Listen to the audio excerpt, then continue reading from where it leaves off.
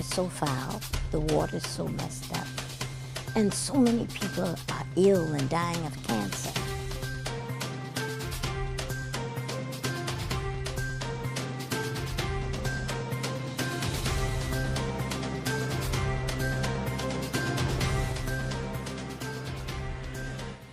In a review in the Washington Post, Hochschild's motivation for writing the book is criticized. Hochschild states early in the book that she wishes to understand the right because they are a closed door when it comes to government action on environmental protection, global warming, and reducing homelessness. The criticism is that Hochschild believes so deeply that government assistance is the only answer to the previously listed issues that her goal for this book is not simply to understand the people on the right. So your way in is through the environment. That's environmental damage, well documented in Louisiana. But the people that you're talking to, they don't see government as the answer, which you see coming from the outside. You would imagine that they would. I would imagine that they would, and they are victims of tremendous pollution. There are different reasons why they don't like the federal government. One is they think of the federal government as the finger-wagging North, always with its moral judgments. With much history there. Much history.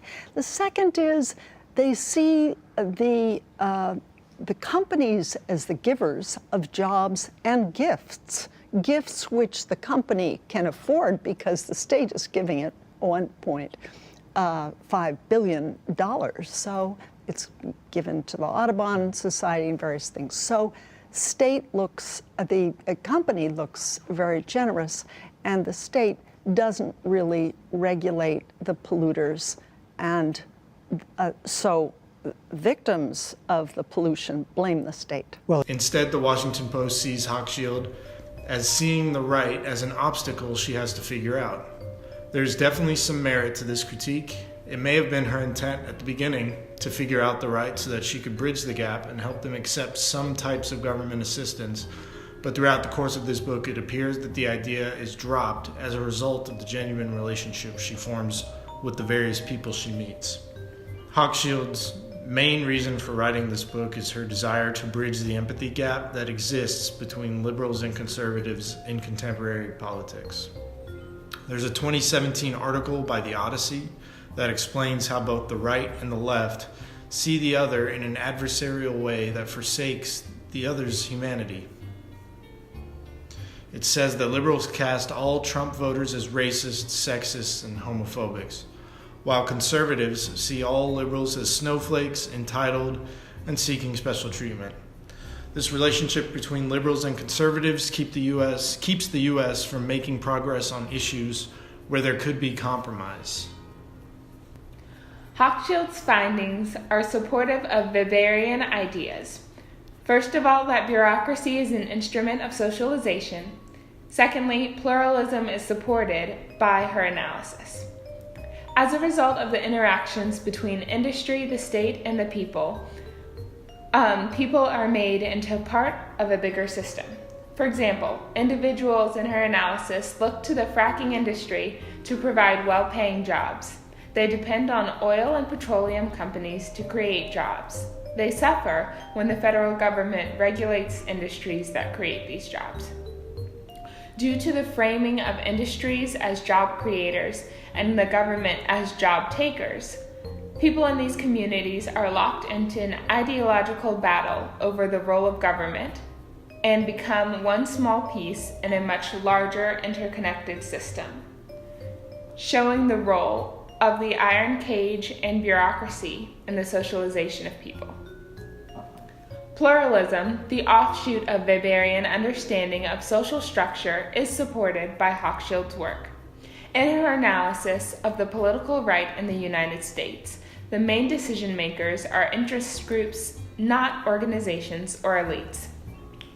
In fact, one of the main reasons she believes for the rise of the Tea Party and subsequently the rise of Donald Trump's base is the fact that groups of people, namely the rural poor in towns driven by industry, feel that they have been overlooked.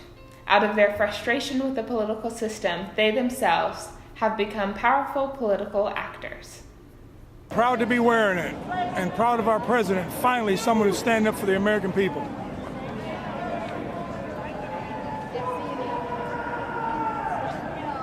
And I don't know if you know it or not, Michigan, but Mexico took about 30% of your car business. Not when I was here. When I'm here, they're not. It's going the other way, 30%. And if we close the border, that means we're not taking those cars into our country. And what does that mean? That means you're going to make more cars right here in the good old USA. That's what it means. The second way to understand the relevance of sociology in Hochschild's work is to understand whether or not the Tea Party fits the confines of a social movement. The Tea Party rose up as an interest group years ago, looking to have their interests brought into the spotlight. Several of their interest and much of their frustration has resurfaced in the form of Donald Trump's core base. Even though these groups have had influence over the political forces, there are elements missing, keeping these groups from being accurately categorized as part of a social movement. Although the political right in the United States has been successful in electing a president and in having a strong voice in the determination of key policy goals, these goals have been achieved largely without demonstration or protest. This shows that the political context was open to influence. The understanding that there can be a shift in a collective focus without a movement taking place should help sharpen our understanding of a movement.